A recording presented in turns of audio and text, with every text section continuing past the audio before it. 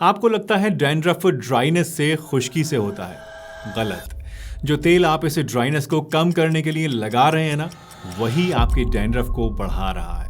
जी हाँ दोस्तों, जो तेल अक्सर लोग डैंड्रफ को ठीक करने के लिए लगाते हैं, वही उसको और ज़्यादा बढ़ा देता है। देखिए, डैंड्रफ मेलेस्टेसिया नाम के एक फंगस की ओवरग्रोथ के कारण पैदा होता है। ये फंगस आपके स्कैल्प के नेचुरल ऑयल यानी सीबम को खाता है और इसी से फलता फूलता है। और यही कारण है कि जब आप डैंड्रफ या रूसी को ठीक करने के लिए इसको खुश्की समझकर तेल लगाते हैं सर में रोज़ाना, तो ये कहीं ना कहीं ऐसी चीज़ है जैसे आप फंगस को, उस डैंड्रफ को फ्री का खाना सप्लाई कर रहे हैं और उसकी ग्रोथ को और ज़्यादा बढ़ाने की कोशिश कर रहे हैं।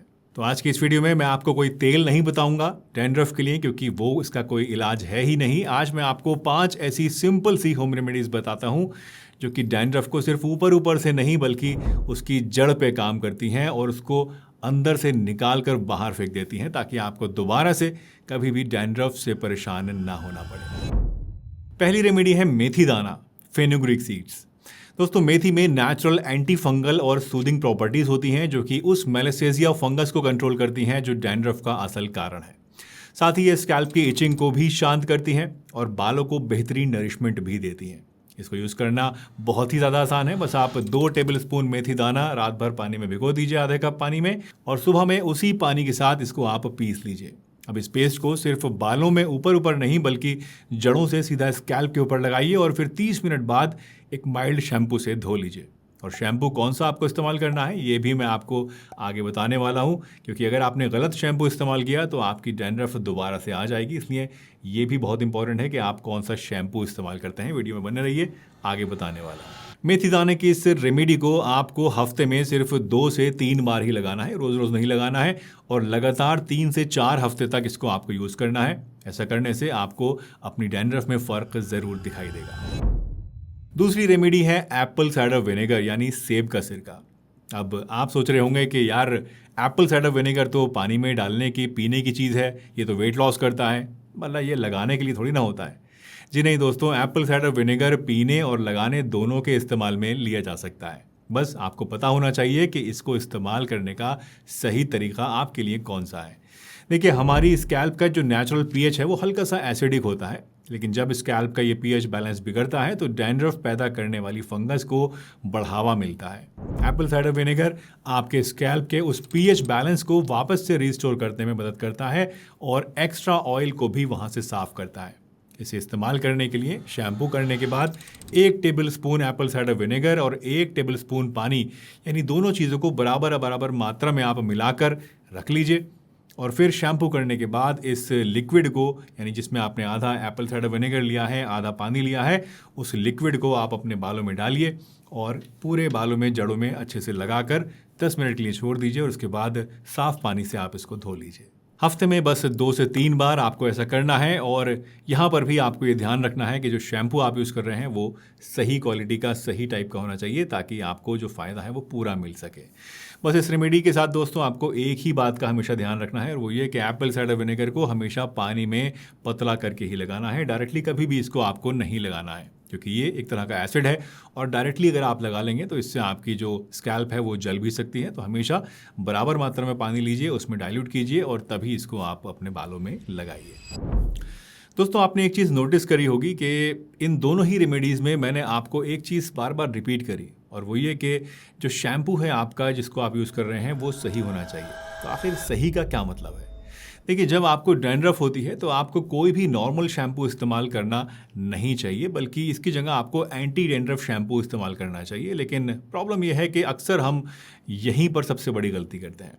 आमतौर पे मार्केट में जो एंटी डैंड्रफ शैम्पूज मिलते हैं उनमें ZPTO यूज़ होता है, लेकिन ZPTO के साथ एक बहुत बड़ी प्रॉब्लम है, और वो ये कि पूरी तरह से सेफ़ नहीं है। इसी वजह से इसको बहुत सारे यूरोपियन कंट्रीज़ ने अपने यहाँ बैन भी कर दिया है। इंडिया में अभी तक बाय द वे बैन नहीं है, हमारे यहाँ अभी भी इस्तेमाल होता है, लेकिन बहुत सारे बड़े बड़े कंट्रीज़ ने इसकी सेफ्टी प्रोफाइल को देखते हुए ही इसको अपने यहाँ शैम्पूज़ में या दूसरे कॉस्मेटिक्स में इस्तेमाल करना बिल्कुल बंद कर दिया है। और ये जो ZPTO है ये सेफ्टी के साथ साथ एक और प्रॉब्लम करता है, और वो ये कि बहुत ज़्यादा आपके बालों को ड्राई और बेजान सा बना देता है, जिसके वजह से लोग अक्सर जब एंटी डैंड्रफ शैम्पू लोग यूज़ करते हैं तो कुछ टाइम बाद छोड़ देते हैं, क्योंकि उन्हें लगता है कि यार मेरे बाल को ये ख़राब कर रहा है। तो ये एक दो प्रॉब्लम्स हैं जो कि ZPTO के साथ हैं, और इसीलिए मैं हमेशा ये रिकमेंड करता हूँ कि आपको जो शैम्पू अपने बालों के लिए, डैंड्रफ के लिए लेना है, उसमें ZPTO नहीं होना चाहिए। तो अब सवाल ये आता है कि आखिर हम फिर कौन सा एंटी डैंड्रफ शैम्पू यूज़ करें जो कि सेफ भी हो, डैंड्रफ को भी हटाए और हमारे बालों को ख़राब भी ना करें। तो अगर आप ऐसा ही एक अच्छा एंटी डैंड्रफ शैम्पू यूज़ करना चाहते हैं तो मैं आपको रिकमेंड करूँगा कि आप सेसा एंटी डैंड्रफ शैम्पू को यूज़ करके देखिए। इसकी ख़ास बात यह है कि इसमें वो हार्मफुल ZPTO बिल्कुल भी नहीं है जो कि आम एंटी डैंड्रफ शैम्पूज़ में होता है, बल्कि इसमें tea tree oil, rosemary oil, salicylic acid, piroctone, olamine और केराटिन जैसे एक्टिव इंग्रेडिएंट्स डाले गए हैं, जो कि न सिर्फ आपकी डैंड्रफ की जड़ पर वार करते हैं बल्कि पूरी तरह से सेफ भी हैं और बालों को रफ भी नहीं बनाते। इस शैम्पू को आप हफ्ते में सिर्फ 2 से 3 बार यूज़ कीजिए, आप खुद डिफरेंस फील करेंगे, न सिर्फ अपने डैंड्रफ में बल्कि अपने हेयर क्वालिटी और टेक्सचर में भी।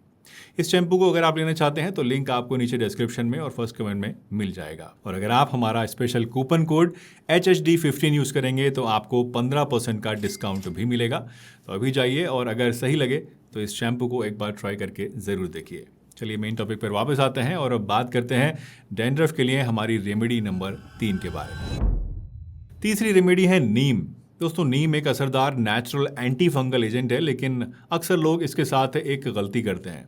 वो 2-3 दिन नीम का पानी बालों में लगाते हैं, डालते हैं, और जब फर्क नहीं दिखता है तो छोड़ देते हैं। देखिए, किसी भी नेचुरल रेमेडी की तरह नीम भी असर दिखाने में थोड़ा सा टाइम लेता है, इसलिए इसे भी आपको कंसिस्टेंसी के साथ यूज़ करना चाहिए और रातों रात कोई भी जादू की उम्मीद नहीं करनी चाहिए।